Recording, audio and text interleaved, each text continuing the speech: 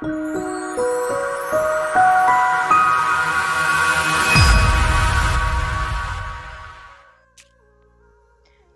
jirtu nagaa keessanii baga nagaan dhuftanii gara chaanalii koo egaa har'a kan hojjennu namoota biyyaa baanee biyya alaa jirru qoccoo kan hin arganne daakuu bullaa fi daakuu garbuudhaan akkamitti akka hojjennu isinittiin agarsiisa. Egaa wanta na barbaachisu qopheessee dhiyeesseera. Kan na barbaachisu daakuu bullaa kubbaayyaa 2, daakuu garbuu kubbaayyaa 1 walakkaa, abusudaa yookiin naccaazmud kan daakame fal'aana shaayii walakkaa, akkasumas ashaboo akkasumas mimmixa fal'aana shaayii tokkoon fayyadama. Egaa jiruusaa kan hin jalqaba baala daakuu bullaa isaa bishaanii sirriitti waliin hin makeetanii lafan kaa'amma calalutti si akkas goonu xurii kan daakuu keessa kan jiru hin baasna jechuudha. Bishaanii wajjin hin ba'a jechuudha. Akkasitti sirriitti waliin hin makeetanii lafan kaa'a amma calalutti waliin lafan kaa'a.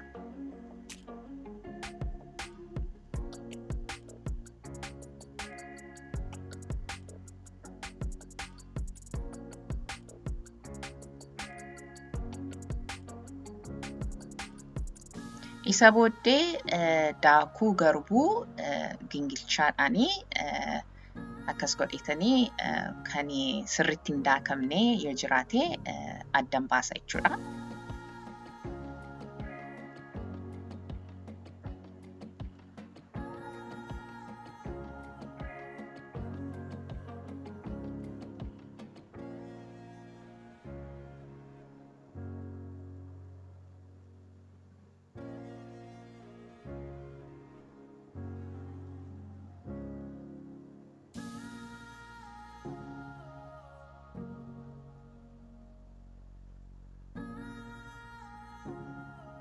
Erga akkas godheen fixee booddee ibiddarra nan hammacaa daakuusaa xinnoo ishee daqiiqaa 2-3 ibidda koo baay'ee gad hir'isee achirratti xinnoo ishee ibiddarra nono'isaa ovenii keessas gochuu hin dandeessu. Ovenii keessan gootu taanaan baay'ee ibiddasaa loo irra gochuu sinirra jira.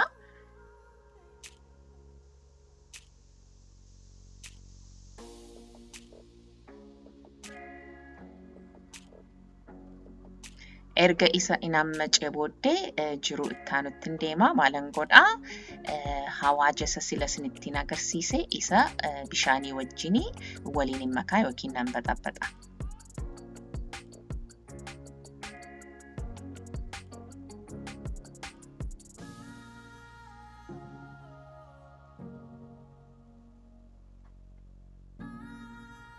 Kunooti mimmixa fal'aana shaayii tokko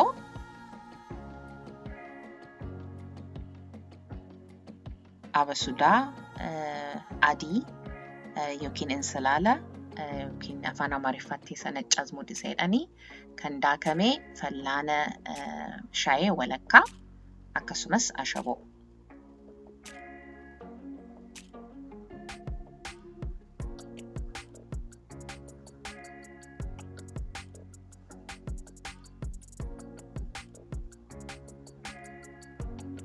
Fal'aana shaayii walakkaan godhe jechuudha ashaboo.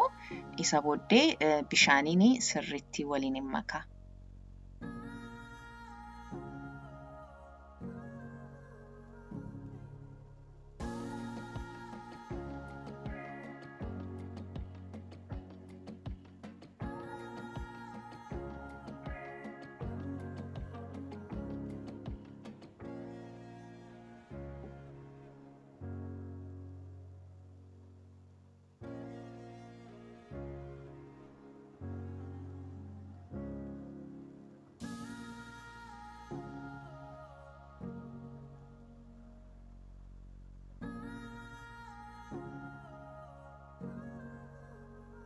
Isa booddee daakuu bullaa isa bishaaniin waliin maknee isa keenye kunooti akkas calaleera. Bishaan isaa gadan naqaa. Erga bishaan isaa gadan naqee booddee akkas carqiidhaanii sirriitti bishaan isaa irraan calalaa jechuudha.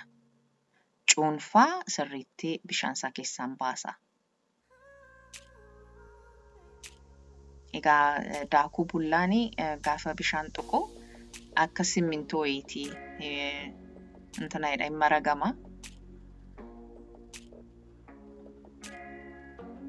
Akkas carqiidhaan egaa cuunfeetanii bishaan isaa keessaan baasaa.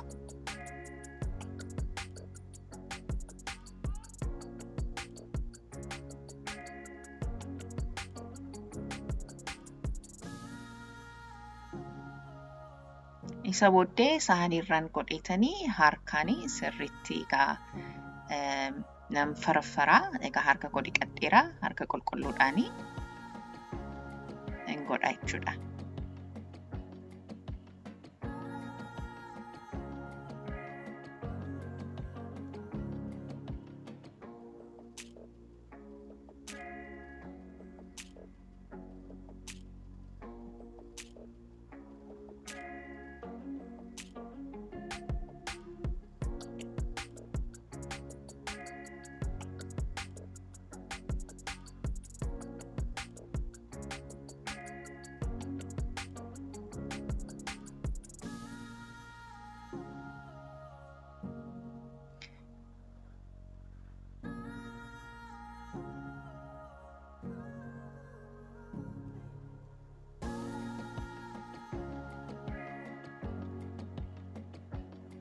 Egaa kunuutii akkas ta'eera. Sirriitti firfiree isa booddee isa daakuu garbuu isa silaan macnee itti godheetanii sirriitti immoo waliin hin maka.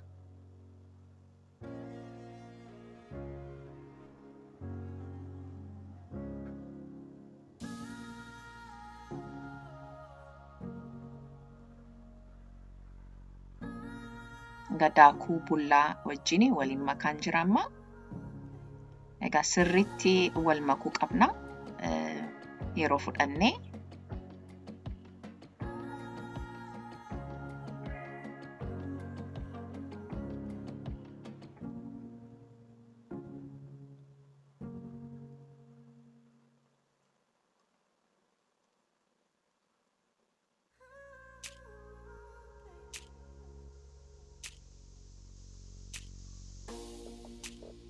Isa booddee hawaaja silan qopheessee bishaaniin baxabbaqee isatti godheetanii waliin hin makammas.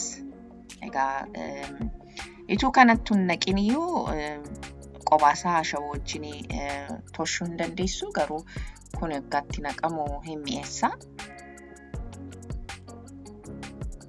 Hawaaja gara biraas itti naqachuu hin dandeessu, fakkeenyaaf kororimaa fa'a yookiin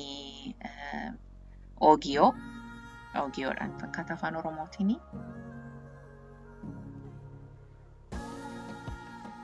Achi booddee waliin makaa yookiin immoo nan bukeessa. Bishaan xixxibichi gochaa sirriitti nan bukeessa.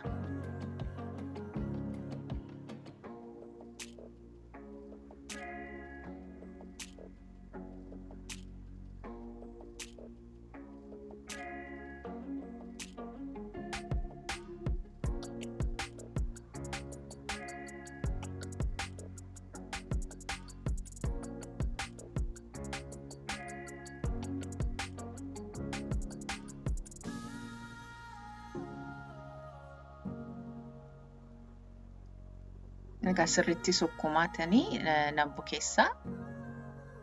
Furdiseetanii nan bukeessa. Qallisuus hin dandeessu isinii.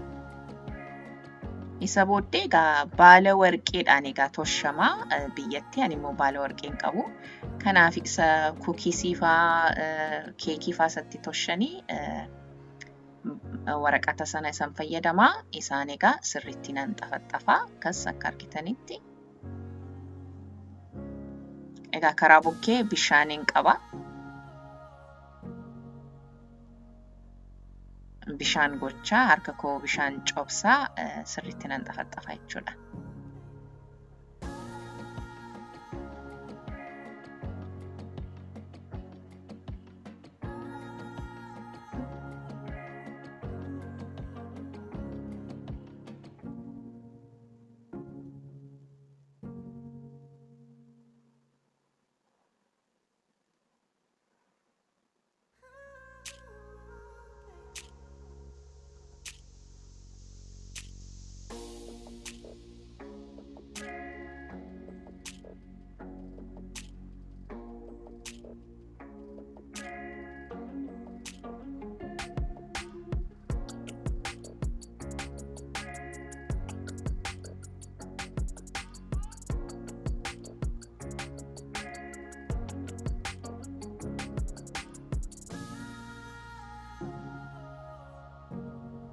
Egaa akkas sirreessee qopheesseera irrattis waraqata kuukisii isatti godheetanii gara toshuutti deemaa heelee irratti godheen toshaa. Egaa qocoon bishaan jaallataa kanaaf bishaan firfirsaa toshina jechuudha. Maaliif bishaaniin goonu taanaan dhaqee hin addaata. Kanaaf bishaan firfirsaa hin toshina jechuudha. Steamii goona jechuudha. Kunoo heelee korra godheetanii hin toshaa.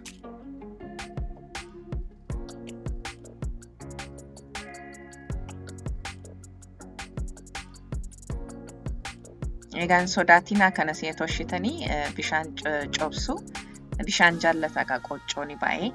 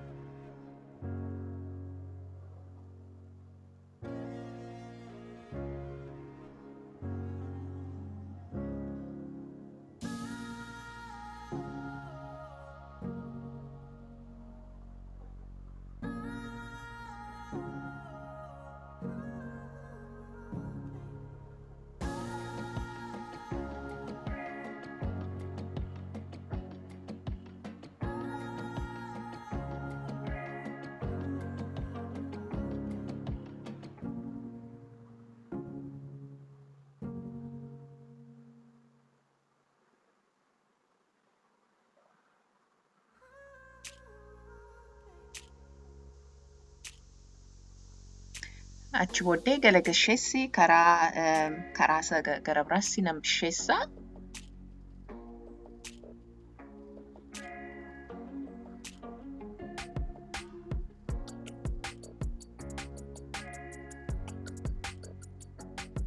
Egaa bishaan itti godhaa. Steamii gochaa bisheessaan jira.